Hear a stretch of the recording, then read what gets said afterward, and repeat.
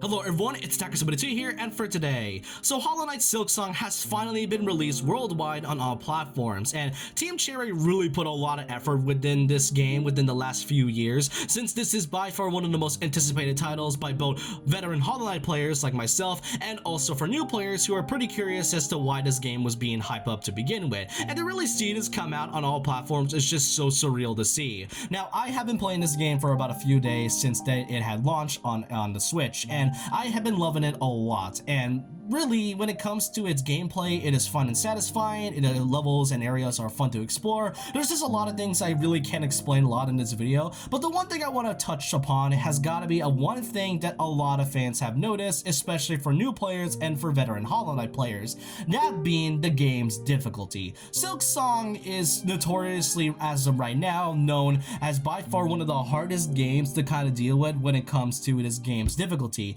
and really, it has become so much harder when it comes to its difficulty, to the point where there are certain mods that actually had to implement this to make the game feel easier and less difficult for new players. And for many veteran Knight players, this may not seem like a big issue, but even as a veteran Knight player for like the last 5 to 6 years, this is kind of been noticeable. So the real question of this video is Knight Silksong truly difficult as many claim? So this is going to be a pretty quick video I want to be doing, since I've been having a fun time with this, and I have been noticing this myself, and I do want to give my own personal input on this, and then leaving it off with a positive note at the very end of it. So I do hope you guys enjoy this, and so with that, let's get started by basically talking about whether or not Silksong is a game that is truly difficult as of right now.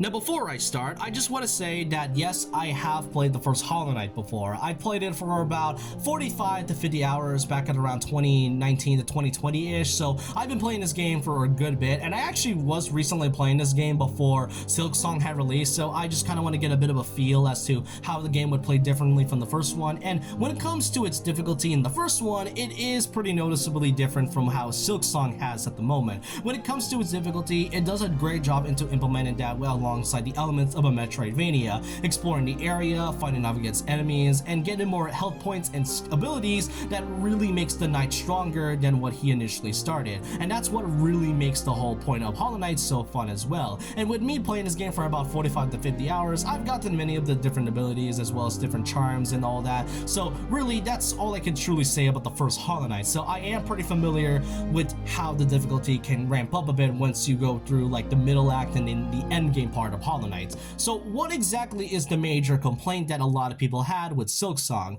Well, it's gotta be with its early game. For some odd reason, the early game has a bit more punishing things than what it had in the original. You see, the thing regarding about Hollow Knight Silksong at the moment has gotta be with the double damage. Now, the double damage is pretty prevalent even in early game, and for things such as simple enemies and bosses, and most notably the environment. You see, when it came to Silksong, it's obviously clear that Hornet's moveset is very different from the knight in the first game. She's more faster, much more agile and quick, and her attacks are much quicker than what the knight has. She can heal quickly and also is a bit more faster when it comes to its movement and combat. And really, I feel like the reason they're doing it's like that is because of Hornet's moveset being implemented into Silksong. With the enemies and the bosses being more punishing, it kind of makes sense for a lot of these elements to be more punishing than what it has. The issue when it came to its double damage though is very clear when it came to its early game. Since you only started with 5 mask shards, the same amount that you were given in the first game,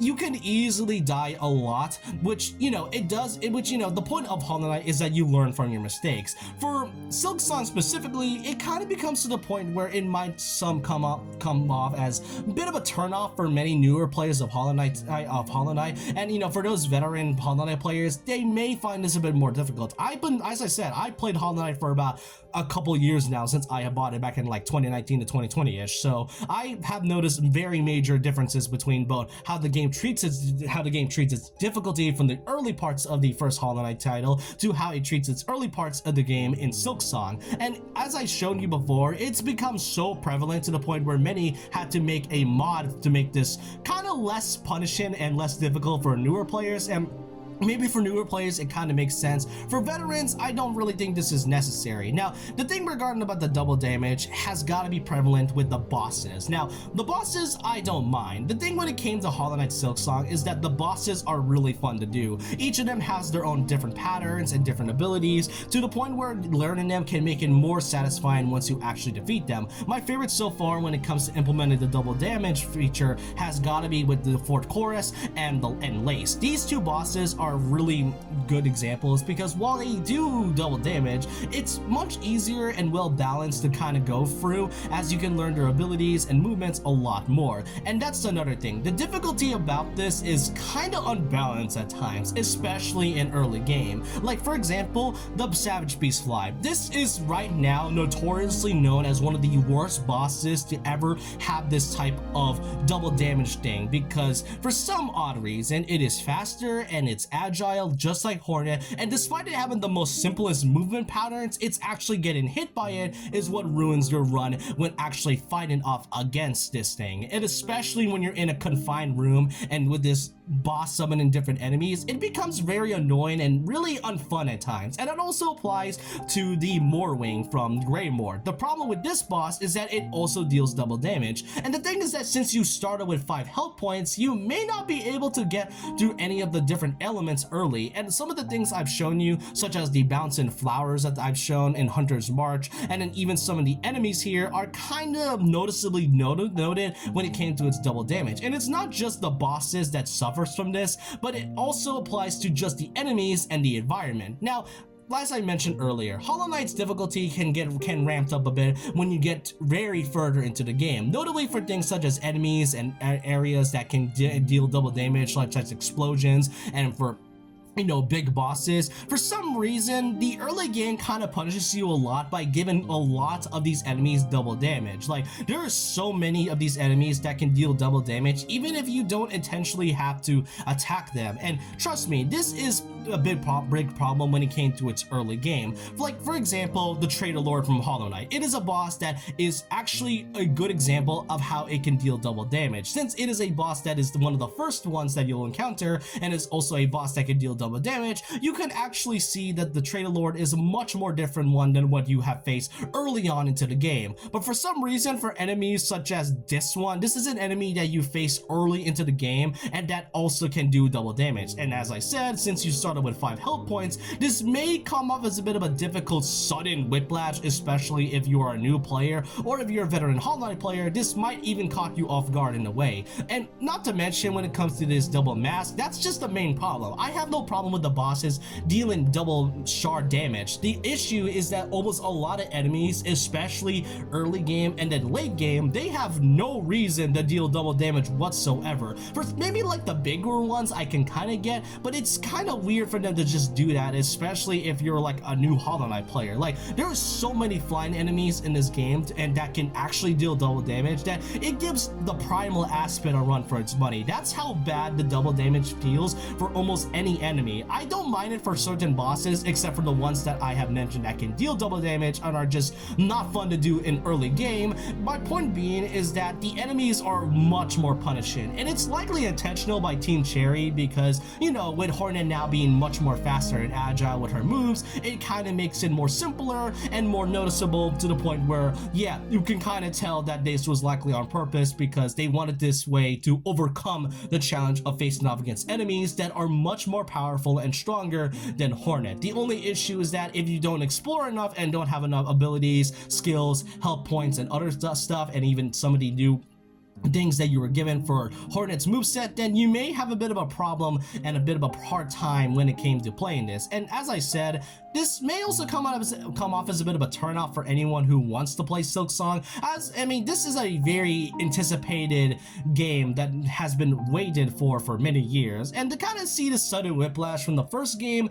to the sequel is kind of noticeable. Now, the question is Hollow Knight Silksong truly difficult as many people tend to claim? game? I'm just gonna say yes and no. For yes, because for early game standards, it is kind of bad to the point where, yeah, I don't think there's any reason for any of the enemies to deal double damage. I could get that with the bosses because they are much more fun and have very easy patterns to kind of learn and are pretty fun in general when it comes to fighting them. For things such as enemies, especially when you go into later into the game with a lot of these enemies being fine damage, they just have no reason to do that whatsoever because, you know, you can get punished a lot more. And I kind of do hope Team Cherry has kind of a way to sort of tone down the damage, because if you're an early player and wants to play this game at all, I mean, then this kind of might come off as a bit of a turnoff, since you could easily die very early on into the game if you don't have enough abilities. But before I really end off this video, I want to end this on a bit of a high note. Despite on how I feel about Silksong's difficulty, I still love the game no matter what. It is a good purchase of $20. The game is visually vibrant and gorgeous to look at. The abilities that Hornet has is really satisfying with all the different crests, and the tools that she uses. And just notably that the game, that despite how difficult it gets, when you overcome it by learning the enemies' patterns and even the bosses as well, it is really fun no matter what. As I played Hollow Knight for a good while now, and really to see this game become a bit of a spike in difficulty is something I didn't really expect, but it's a challenge I really don't mind whatsoever. I don't mind a bit of a challenge. I just kind of hope that they find some way to sort of tone down for the early game aspect of it. And also the flying enemies. I just genuinely don't get why all of the flying enemies even have this kind of deal to begin with. But I hope you guys enjoyed this. This was just gonna be a quick video I wanted to do about Silksong. I'll likely come back to playing it a bit more in like the next few days, but I want to know your thoughts and opinions down below about how you feel about Hollow Knight Silksong as of right now. Do you really think the game is actually difficult as many tend to claim, or do you think we just have to be much more patient with the gameplay and learning a lot more on Hornet's moveset? I want to know all your thoughts down in the comments, and so with that, leave a like, comment, subscribe, hit the notification bell for more videos, follow my Twitter and Instagram, and I'll see you guys next time. And remember this, once a legend, always a legend, and in the words of our beloved Hornet, Get down!